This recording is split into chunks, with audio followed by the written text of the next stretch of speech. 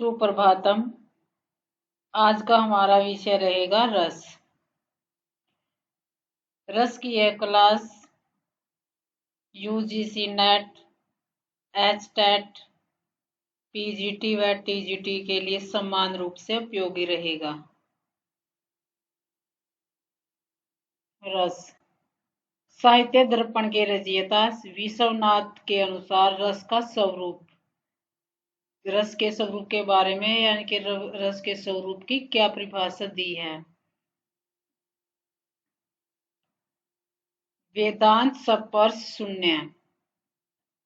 रसास्वादन के समय अन्य किसी भी ज्ञान की उपस्थिति समाप्त हो जाती है।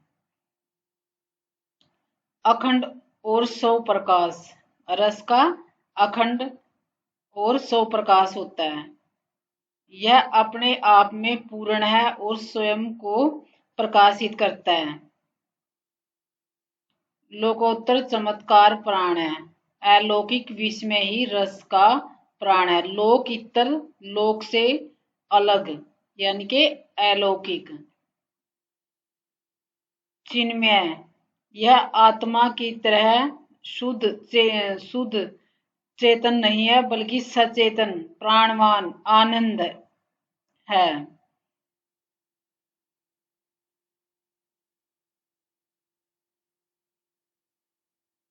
ब्रह्मानंद सहोदर है। ब्रह्मानंद सहोदर है। ब्रह्मानंद का जुड़वा भाई है, सहोदर। वाक्यम रसात्मकम काव्य है। ये परिभाषा किसकी है? वाक्यम वा से जैसे फर्स्ट वर्ड है इसका वैसे पहचान रखना। ये किसकी है? विश्वनाथ जी की है। भारतीय काव्य शास्त्र में विभिन्न आचार्यों के काव्य संबंधी विचार एक समान नहीं रहे। किसी आचार्य ने रस को, किसी ने अलंकार को, किसी ने रीति को तथा किसी ने ध्वनि को काव्य का प्रधान तत्व माना। परंतु कालांतर में किसी ने रीति को, किसी ने ध्वनि को काव्य का प्रधान तत्व माना। परंतु कालांतर में इन सभी मतों का समन्वय हुआ और अंततः रस को ही काव्य की आत्मा के रूप में स्वीकार किया। ये भारतीय काव्य शास्त्र के 6 प्रमुख संप्रदाय हैं। रस संप्रदाय, भरतमुनि, दूसरी शताब्दी। इनकी प्रमुख पुस्तक है नाट्य शास्त्र। अलंकार, भामह।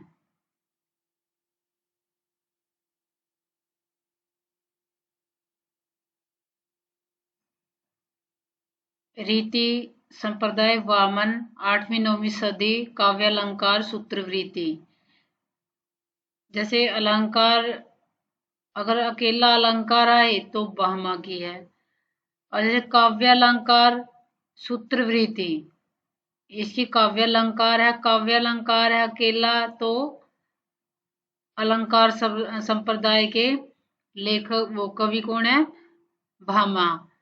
और काव्यालंकार सूत्रवृत्ति लगे पीछे, काव्यालंकार के बाद सूत्रवृत्ति आए तो वो किसकी है? वामन की है। जैसे वामन है ना, इसमें सूत्रवृत्ति। ध्वनि संप्रदाय, ध्वन्यालोक पुस्तक है। और ध्वनि सुन के क्या आया? आनंद आया, आनंद। वक्रोक्ति, टेढ़ी उक्ति किसकी? इसमें जैसे कुंतक है, क और त, कुंतक। औचित्य संप्रदाय, औचित्य मीन उचित, अक्षमेंद्र की है। अक्षमा करना उचित रहेगा। 11वीं सदी के उत्तरार्ध में है। औचित्य विचार चर्चा इनकी पुस्तक है। व्याकरणिक व्युत्पत्ति धातु से, रस शब्द रस धातु से बना है जिसका अर्थ है स्वाद लेना, आनंद लेना।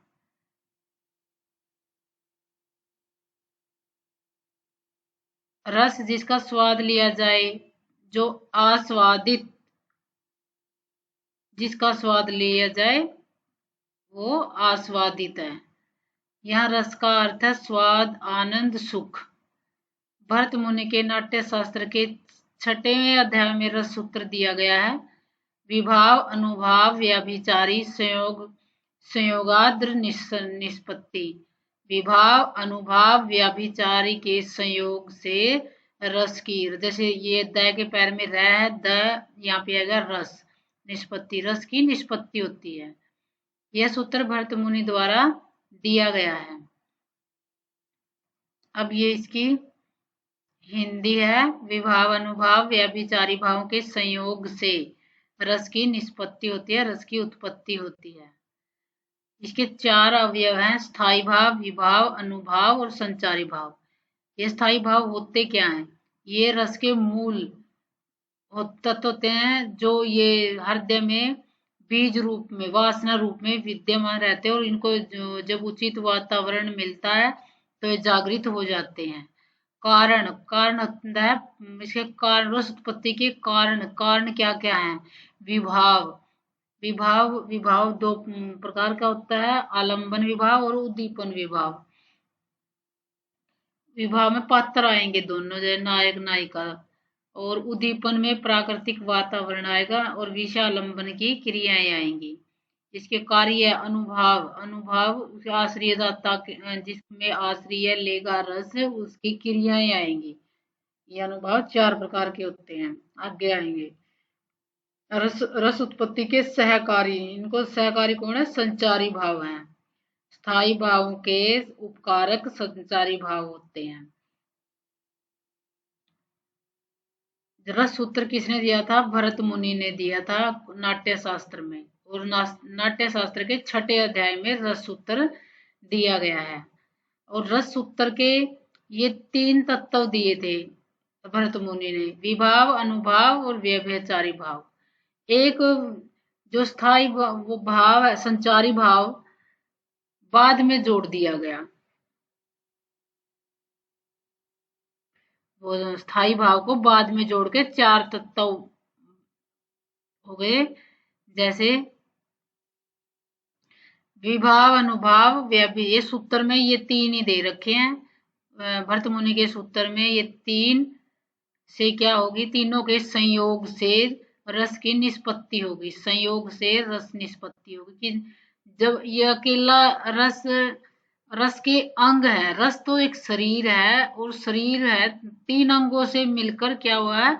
शरीर बना है। किस किस से? विभाव, अनुभाव और ये उसके अंग है। अंगों से क्या हुआ है? वो रस बना है, रस रूपी शरीर का निर्माण हुआ है। ये रस निष्पत्ति, रस की निष्पत्ति होती है। इन तीनों के मिलने से रस की निष्पत्ति होती है। जिस प्रकार अनेक प्रकार के व्यंजनों से युक्त अन्न भोग करते समय स्वस्थ पुरुष आनंद की प्राप्ति करता है, उसी प्रकार विभाव आदि से संपन्न स्थायी भावों का आस्वादन करते हुए सहृदय जन रस का आनंद लेते हैं। सहृदय जन कौन होता है? पाठक, दर्शक। रस निष्पत्ति सूत्र से भरत मुनि ने 3 अवयव माने। जो रस निष्पत्ति सूत्र में है, भरत मुनि ने 3 अवयव माने। बाद में जो चौथा अवयव स्थायी भाव को जोड़ दिया गया, बाद में जोड़ा था स्थायी भाव। भरत मुनि ने अनुभावों के 3 भेद माने हैं, वैसे तो 4 हैं।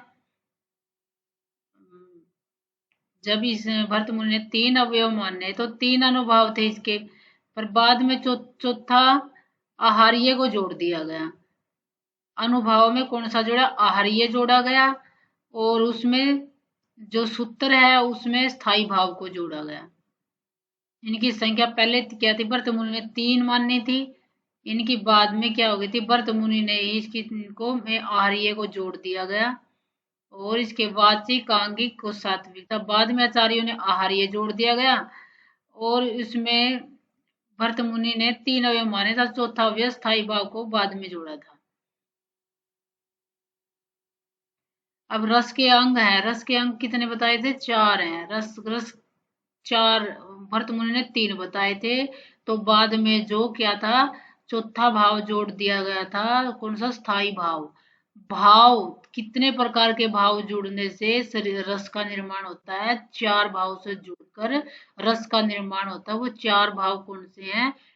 विभाव, अनुभाव, स्थायी भाव और संचारी भाव, इन चारों के जुड़ने से रस बनता है। अब देखो स्थायी भाव क्या होता है, ये सहृदय या पाठक के अंतःकरण में ये भाव वासना के रूप में विद्यमान रहता है। जिसके मन में ये जागृत होंगे, स्थायी भाव जिसके मन में, जिसके मन में ये उपसर्ग है, परसर्ग है, जो मन में जिसमें स्थान लेंगे ये, वो स्थायी भाव होंगे। और विभाव, विभाव क्या होते हैं, विभाव क्या, स्थायी भाव जागृत हो गए, स्थायी भावों के जागृत करने वाले कारण, जैसे व्यक्ति या परिस्थितियां, इसके दो भेद होते हैं। व्यक्ति होंगे स्थायी विभाव, स्थायी भाव को जागृत करने वाले, स्थायी भाव को जागृत करने वाले कारण, कारण कौन से हैं, स्थायी भाव को जागृत होंगे जिसमें वो व्यक्ति होंगे और परिस्थितियां होंगी। दो व्यक्ति कौन से होंगे, वो एक नायक नायिका, जिसमें आश्रय लेंगे वो क्या होगा, वो आश्रयालंबन होगा, और जो कारण बनेगा वो विषयालंबन होगा। आलंबन जिसके कारण भाव जागृत हुआ, जैसे राम के लिए सीता, इसमें क्या है, उद्दीपन क्या है, आलंबन का व्यवहार या देश काल की स्थितियां। आलंबन का मतलब यहाँ पे विषयालंबन है, विषयालंबन का व्यवहार और देश काल, जैसे वातावरण, वातावरण कैसे है, जैसे एकांत है, चांदनी रात है, ये उसका प्रकृति का प्राकृतिक वातावरण, ये तत्व आएंगे। और जो ये स्थायी भाव को, ये जो स्थायी भाव जागृत हुआ, ये है ना, जो सहृदय होता है, पाठक होता है, उसके मन में वासना के रूप में पड़े रहते हैं, और जो भी इनको अनुकूलित वातावरण मिलता है तो ये जागृत हो जाते हैं। और उसका कारण होता है, उन जागृत होने का कारण होता है, स्थायी भावों को जगाने वाले कारण होते हैं। कारण कौन होते हैं, जैसे व्यक्ति और परिस्थितियां उनको जगा, व्यक्ति को एक तो आश्रय बनेगा और एक विषय आलंबन बनेगा, वो परिस्थितियों के अनुसार वो जागृत होते हैं। उद्दीपन विषय आलंबन का व्यवहार, ये बाहरी बाहरी व्यवहार होगा जो दिखाई देगा। प्राकृतिक वातावरण में जैसे एकांत स्थान होगा, चांदनी रात होगी, ये क्या उद्दीपन होते हैं। अनुभाव क्या होता है, आश्रय आलंबन, जिसमें आश्रय लेगा वो क्या, उसका व्यवहार, ये क्या, अनु अनु होता है पीछे, भाव मीन भाव, स्थायी भावों के बाद में, स्थायी भावों के बाद अनुभाव प्रकट होते हैं। स्थायी भाव जागृत होने के बाद अनुभाव प्रकट होते हैं, क्रिया कार्य, जैसे विरह व्याकुल नायक द्वारा शीशकियां भरना, शीशकियां भरना, ये क्या हुआ, ये अनुभाव है। रस के अंग कितने, 4 हैं, कौन से हैं रस के अंग, अनुभाव, संचारी, संचारी भाव जिनको व्यभिचारी भाव भी कहते हैं, और विभाव, और 4 होते हैं, एक तो ये दो ऊपर आए हैं, अनुभाव दो पार्टों में दिए दिए गए हैं, एक अनुभाव, एक संचारी भाव, और दो ये हैं, ये स्थायी भाव, विभाव और अनुभाव, अनुभाव और संचारी भाव। संचारी भावों की संख्या 33 है। और जो चौथा संचारी भाव है वो देव ने माना है, उसको छल को माना है। अनुभाव क्या होते हैं, स्थायी भाव जागृत होने के बाद आश्रय की बाह्य चेष्टाएं, यानी कि शारीरिक क्रियाएं क्या होती हैं, शारीरिक क्रियाएं। भरत मुनि ने आर्य को छोड़कर शेष तीनों को मान्यता दी है। आर्य क्या बाद में जोड़ा गया है। 3 माने हैं, कायिक, वाचिक और सात्विक, कायिक, वाचिक और सात्विक, आर्य को बाद में जोड़ा गया। कायिक, काया, काया मीन शरीर की चेष्टाएं, शरीर के अंगों के दो, शारीरिक शरीर, वाचिक वाणी द्वारा आहार्य वेशभूषा और साज सज्जा, सात्विक ये अयत्नज होते हैं, ये स्वाभाविक रूप से प्रकट पर किसी का वश नहीं चलता। सतव के योग से सत्व उत्पन्न होते हैं। इनका नाम क्यों है सात्विक? ये सतव के योग से सत्व उत्पन्न हो जाते हैं। सात्विक नाम क्यों? ये सत्व ही अपने आप ही उत्पन्न हो जाते हैं। जैसे सवेद मन पसीना, रोमांच रोंगटे खड़ना, अश्रु आंसू। इसके लिए कोई बाह्य चेष्टा नहीं करनी पड़ती, ये आंतरिक होते हैं।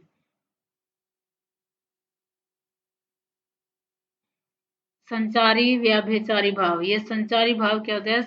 स्थायी भावों के सहायक होते हैं। स्थायी भाव की पुष्टि के लिए इसके साथ साथ आविर्भूत तिरोहित होने वाले असित्र भाव हैं। इसकी कुल संख्या 33 है। आचार्य रामचंद्र शुक्ल ने मनोवैज्ञानिक वर्णन इसने किसने? सुखात्मक जैसे हर्ष, गर्व, दुखात्मक लज्जा, विषाद, उभयात्मक आवेग, उभयात्मक ये जो उदासीन होता है ना, उभयात्मक और उदासीन, निद्रा, शरम,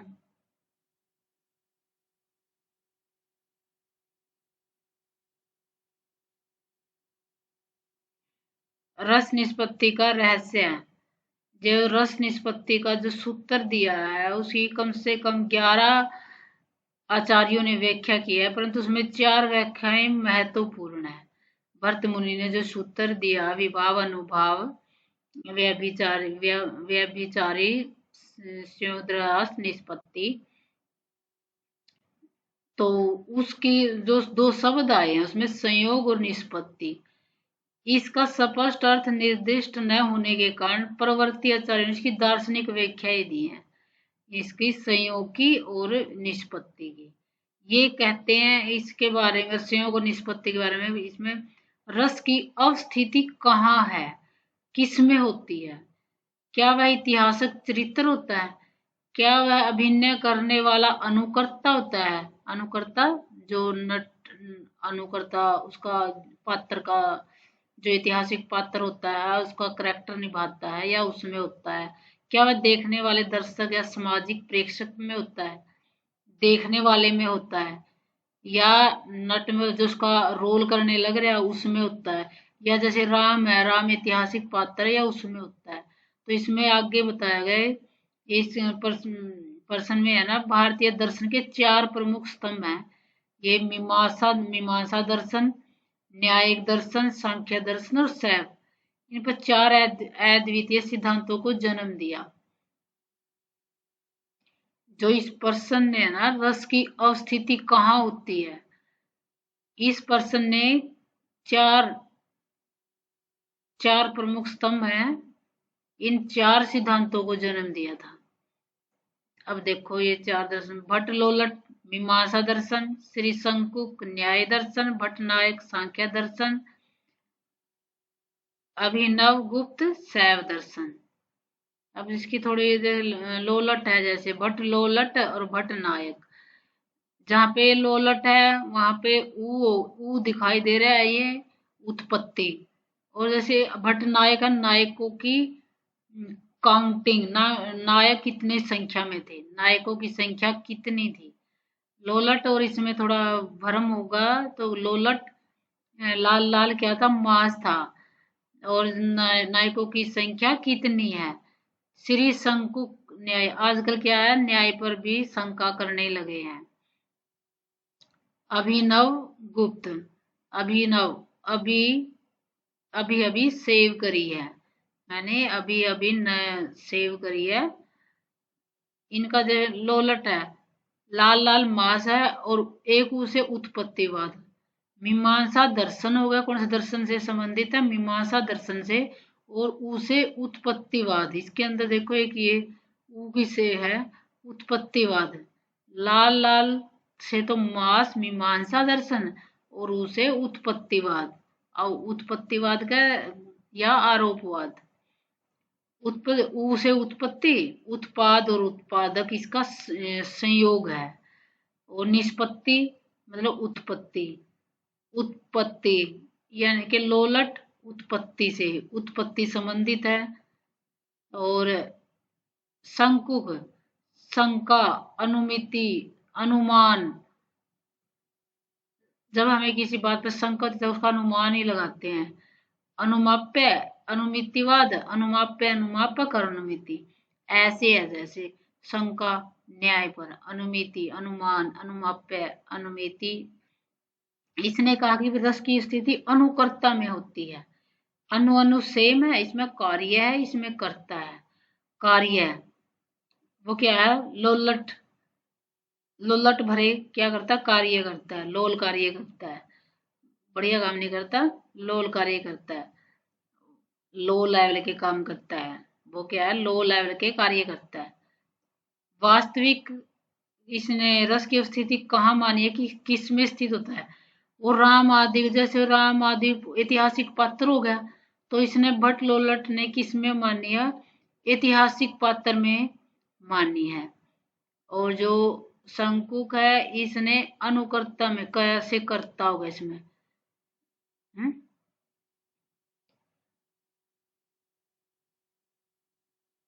शंका करता है, किस पे करता है, कर्ता पे करता है। शंकु, शंकु किस पे, कर्ता पे करता है। शंकुक न्याय नट में होती है, जैसे शंकुक न्याय अनुमितिवाद, शंकु का अनुमितिवाद किस में मानता है, ये नट में, अभिनेता में मानता है। ऐसे अनुमितिवाद अभिनेता में मानता है। अभिनेता क्या होता है, अभिनेता करने वाला होता है, उसका रोल निभाने वाला होता है, जो उसका करेक्टर निभाएगा, तो चरित्र का जिसका अभिनय करेगा वो अभिनेता होता है। अनुकर्ता, अभिनेता को क्या कहते हैं, अनुकर्ता कहते हैं। अनुकर्ता ऐसे अनुमाप्य, अनुमापक अभिनेता में होता है। और अनुमितिवाद से समझा, अनुमान जिसपे हमें शक होता है तो हम क्या करते हैं, अनुमान ही लगाते रहते हैं, ऐसा होगा वैसे होगा, अनुमान ही लगाते हैं, शक पे तो अनुमान लगाया जाता है। अच्छा, जैसे अनुकार्य है, अनुकार्य, अनुकार्य किसके कहते हैं, उसको ऐतिहासिक पात्र। और प्रेक्षक या दर्शक देखने वाला, ये किसमें माने, जैसे भट्ट नायक, नायकों की संख्या, भय से भट्ट नायक, नायक ने भोगी, भोगवाद, भुक्तिवाद, भोज्य भोजक भाव और भुक्ति।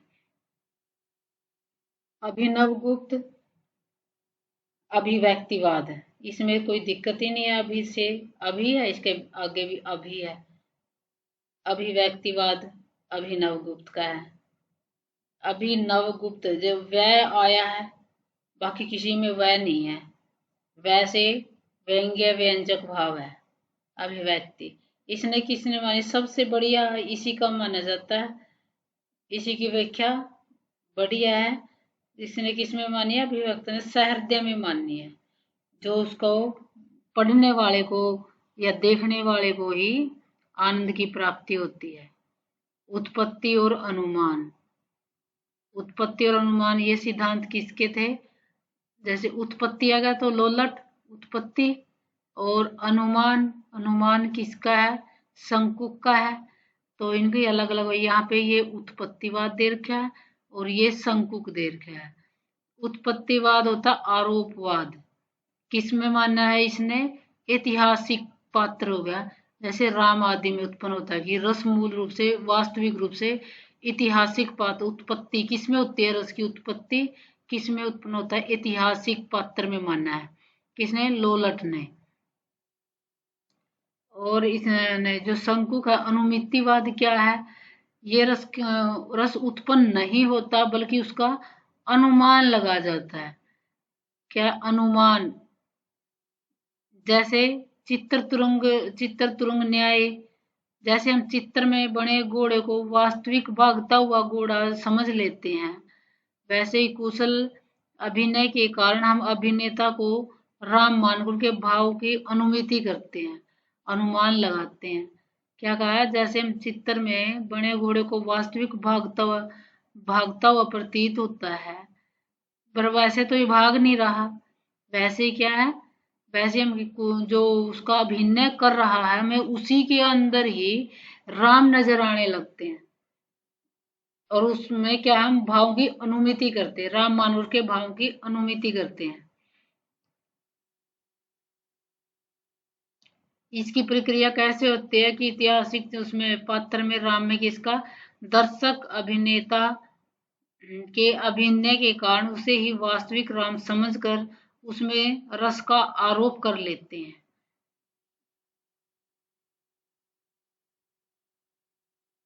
भोग और अभिव्यक्ति, भोग और अभिव्यक्ति, भोग किसका था, भुक्तिवाद का।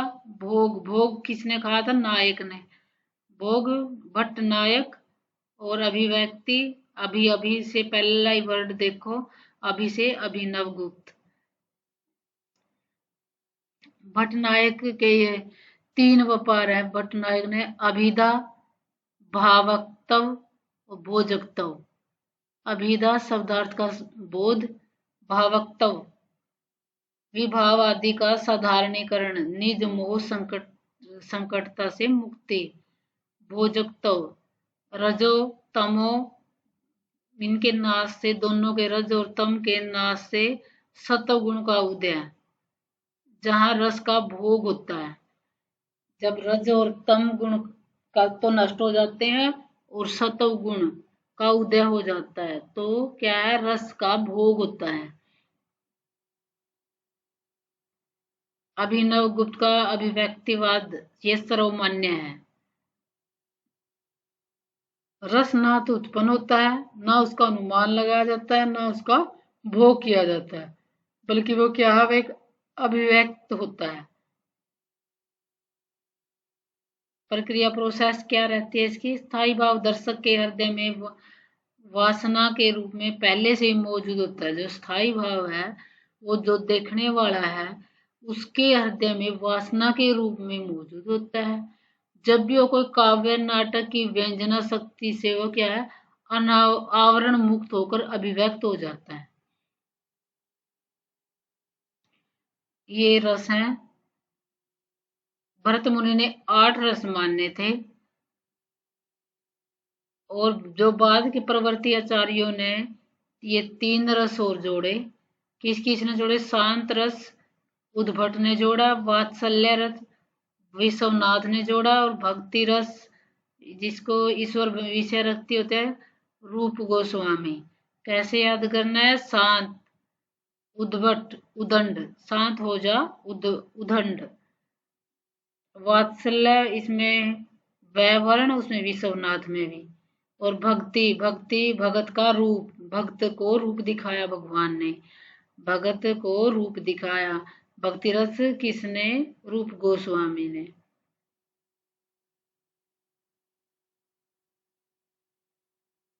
अब जैसे इनके ये रस हैं, और एक रस का एक एक स्थायी भाव है इनके साथ।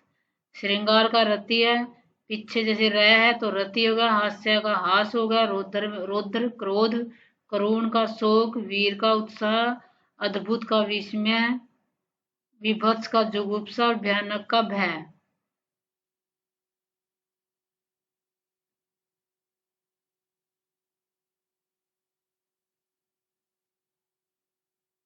रसराज किसको कहा जाता है, श्रृंगार रस को रसराज कहा जाता है। संसार में जो कुछ भी पवित्र, उज्जवल और दर्शनीय है उसकी उपमा इससे दी जा सकती है। रुद्रष्ट ने इसके 4 भाग माने हैं, संयोग श्रृंगार, वियोग श्रृंगार, प्रच्छन्न श्रृंगार और प्रकाश श्रृंगार। फिर करुण और वीर रस की व्यापकता के बारे में क्या बात है, भवभूति, भवभूति एक और रस है, करुणा एक, करुण ही एकमात्र मूल रस। भवभूति ने करुण रस को ही एकमात्र मूल रस माना है। वीर रस के 4 भेद किसने माने हैं, वी से वीर, वे से विश्वनाथ, दानवीर, दयावीर, धर्मवीर, युद्धवीर। रस मैत्री, जब अनुकूल भाव वाले भिन्न भिन्न रस एक दूसरे के आस्वादन में सहायक बनते हैं। सहायक कौन होता है, मित्र होता है, तो उसको रस मैत्री कहते हैं। जब अनुकूल भाव वाले भिन्न भिन्न रस एक दूसरे के आस्वादन में सहायक बनते हैं और रस मैत्री होती है। जैसे मूल रसों से जिस रसों की उत्पत्ति होती है वो रस मैत्री होती है। अब ये है काव्य आनंद की पूर्ण यात्रा। क्या है? काव्य का दर्शन हुआ, फिर क्या स्टेप 2 पे साधारणीकरण हुआ, फिर अभिव्यक्ति, फिर रस की अनुभूति हुई। विभाव, अनुभाव और संचारी भाव का संयोजन हुआ। ये रसानुभूति तक की प्रोसेस दे दी। विभाव, अनुभाव, संचारी भाव, इनके कलात्मक ढंग के मिलने से क्या होता है? कवि की अनुभूति और पात्रों की विशिष्टताओं का नष्ट होकर सार्वभौमिक हो जाना। फिर क्या होगा? अभिव्यक्त हो जाएगा। सहृदय के अंतर में जो वासना रूप में जो स्थायी भाग था वो जागृत हो जाएगा। फिर क्या होगा? सत्व के उद्वेग के कारण ब्रह्म सहोदर अलौकिक आनंद की प्राप्ति होगी। ये क्या है? काव्य आनंद की। काव्य का आनंद कैसे मिलता है?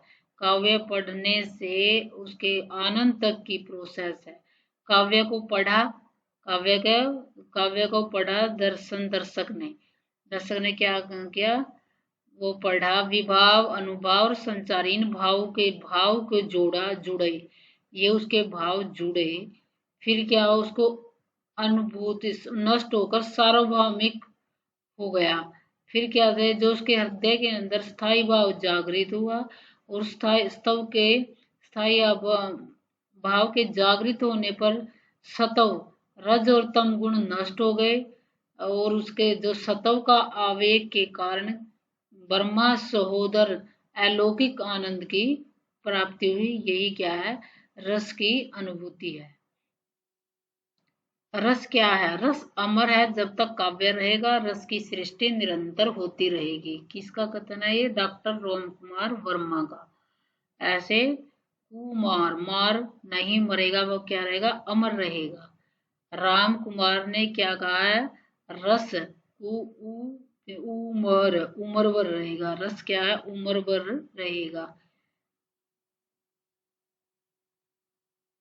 काव्य शास्त्र में रस का महत्व। काव्य शास्त्र में रस को सबसे महत्वपूर्ण तत्व माना गया है। इसलिए कहा जाता है रस ही काव्य का प्राण तत्व है। जिस प्रकार शरीर में प्राण के बिना जीवन नहीं होता, उसी प्रकार काव्य में रस के बिना कोई सौंदर्य या प्रभाव नहीं होता। रसौ वैस का क्या अर्थ है? रसौ वैस, ये उपनिषद का वाक्य है। इसका मतलब है वह मीन वह, वही मीन वह कौन? परमात्मा। परमात्मा ही रस का स्वरूप है। ब्रह्म मीन आनंद, परमात्मा मीन रस। ब्रह्म भी रस है, परमात्मा भी रस है और ईश्वर भी। ये क्या है? ये रस के रूप हैं। रस है वायम लब्ध्वा आनंदी भवति। मनुष्य रस को प्राप्त करके ही आनंदित होता है। यानी कि जब हम किसी काव्य, नाटक, गीत या कथा का आनंद लेते हैं तो वह आनंद रस के कारण ही होता है। रस का सरल अर्थ क्या है? जिसका हम आस्वादन करते हैं वही रस है। उदाहरण है, मिठाई खाने से जो स्वाद मिलता है वह भौतिक रस है। कविता पढ़कर जो आनंद मिलता है वह काव्य रस है। रस की व्युत्पत्ति संस्कृत में कहा गया है आस्वाद्यते इति रस है। आस्वाद्यते इति रस है। ये परिभाषा किसकी है? विश्वनाथ की है। इसको जैसे वह आया है, इसमें विश्वनाथ की है। ये जिसका आस्वादन किया जाए वही रस है। क्या है? जिसमें ये सभी जीवों में भाव होते हैं लेकिन स्पष्ट अभिव्यक्ति केवल मनुष्य में ही होती है। इसलिए काव्य में रस की अनुभूति मनुष्य ही पूरी कर सकता है।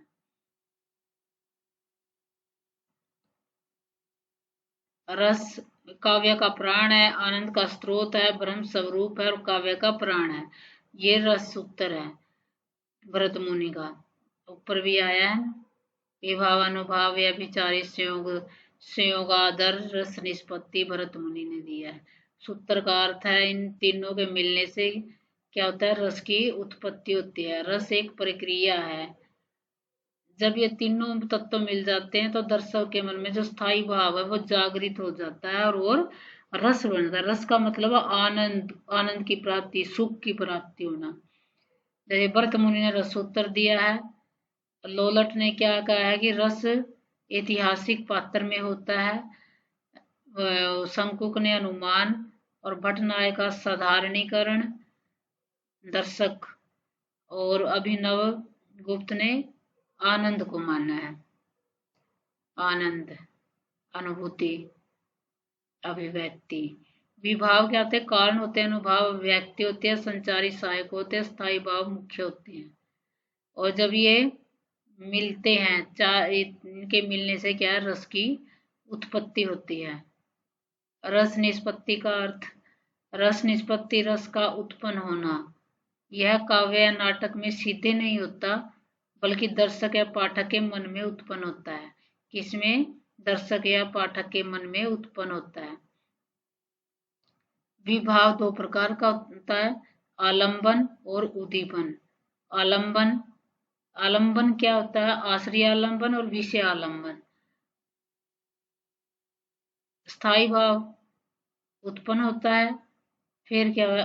अनुभाव, विभाव, स्थायी भाव, अनुभाव। स्थायी भाव उत्पन्न होने पर क्या होता है? अनुभाव होते हैं। अनु मीन पीछे। ये अनुभाव क्या है? बाहरी होते हैं, दिखाई देते हैं। संचारी भाव सहायक होते हैं, आते जाते रहते हैं। फिर क्या है? रस की उत्पत्ति हो जाती है। विभाव कारण होते हैं, स्थायी भाव मन में जागता है, अनुभाव बाहरी अभिव्यक्ति होती है, संचारी भाव सहायक होते हैं स्थायी भावों के। रस की निष्पत्ति आनंद। संचारी भाव है, भरत मुनि ने संचारी भावों को व्यभिचारी नाम दिया। किसने दिया था संचारी भाव को व्यभिचारी?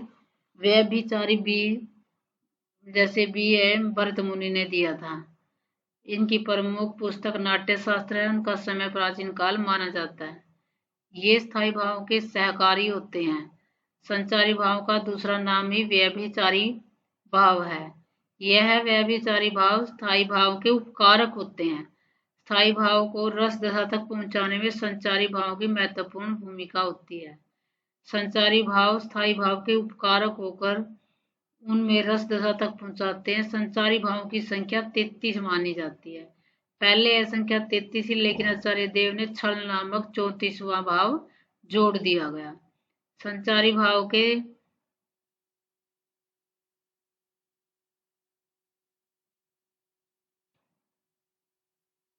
संचारी भाव के विभाग किए आचार्य रामचंद्र शुक्ल ने।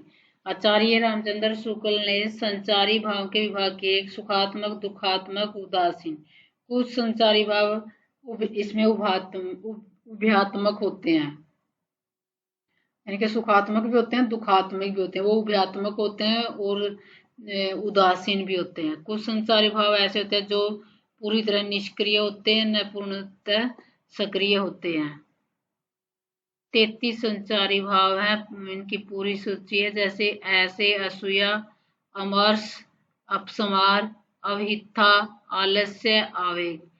फिर वैसे हैं व्रीड़ा, व्याधि, प्रबोध या विबोध, वितर्क, विषाद, मद, मरण, मोहमति, उग्रता, उन्माद, गर्व, ग्लानि, निर्वेद, निद्रा, शंका, शरम, स्मृति, शोपन, चिंता, चपलता, दैन्य, धृति, हर्ष, खुशी, जड़ता, शून्यता, त्रास, भय। फिर है साधारणीकरण। क्या है साधारणीकरण?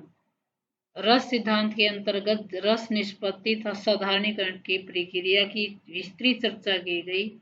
साधारणीकरण की प्रक्रिया में सहृदय की अवधारणा अत्यंत महत्वपूर्ण मानी जाती है। सहृदय वह संवेदनशील पाठक या श्रोता होता है जो काव्य को पढ़कर या सुनकर रस का आस्वादन कर सके और आनंद की अनुभूति प्राप्त कर सके। इसी कारण सहृदय के लिए पाठक, श्रोता, प्रेक्षक, रसिक आदि शब्दों का प्रयोग किया जाता है।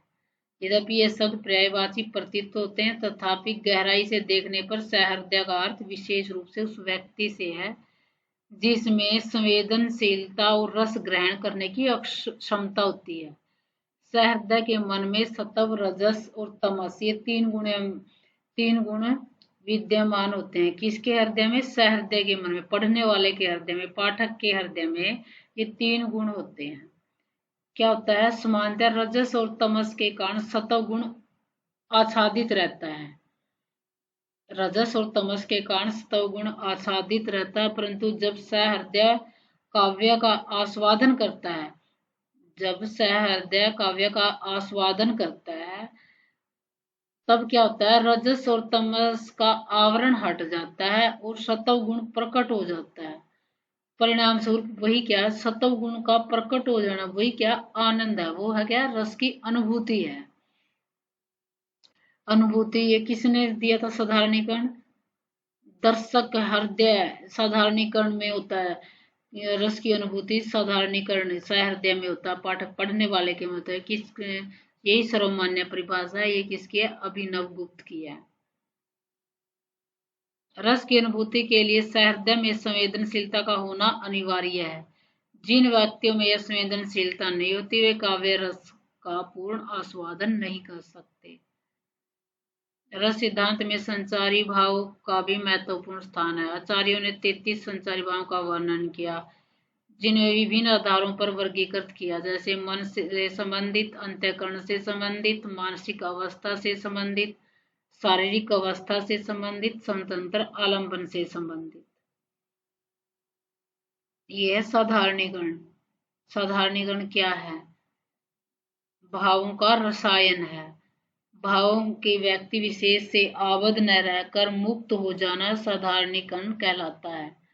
यह असाधारण का साधारण रूप ग्रहण करना, जैसे विशेष व्यक्ति पहचान, कवि का भावक्तव सामान्य हो जाना, क्या है? सार्वभौमिकरण। व्यक्ति बंधन से मुक्ति, देश काल आदि विशिष्ट पहचान वाले नियामकों का नष्ट हो जाना। फिर निज मोह संकटता निर्वाण, अपने स्व तथा पराय अपना और पराय के पर के भेद का नाश। रसमगन पाठक ये भूल जाता है कि आलंबन मेरा है या दूसरे का है। निष्कर्ष, दुष्यंत की शकुंतला के प्रति रति विशिष्ट न रहकर पुरुष की स्त्री के प्रति साधारण रति मात्र रह जाती है। ये साधारणीकरण की विकास यात्रा है। साधारणीकरण का कैसे विकास होता है? भट्टनायक, अभिनव गुप्त, आचार्य रामचंद्र शुक्ल, डॉक्टर नगेंद्र, इनके अनुसार है।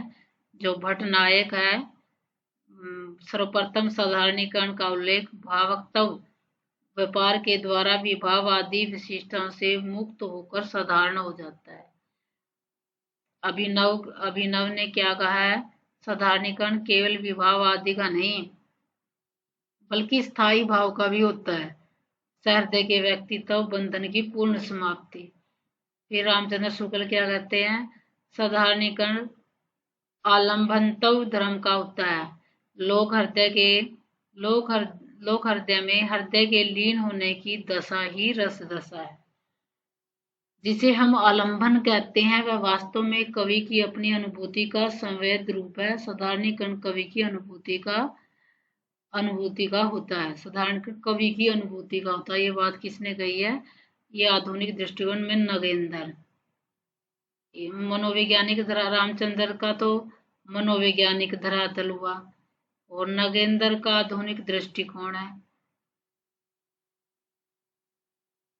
अब ये नवरस हैं: श्रृंगार, हास्य, करुण, रौद्र, वीर, भयानक, विभत्स, अद्भुत और शांत।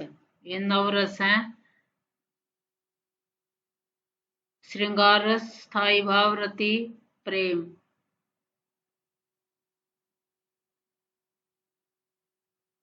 प्रेम सौंदर्य और आकर्षण, इसमें संयोग, मिलन और वियोग, बिछोड़न।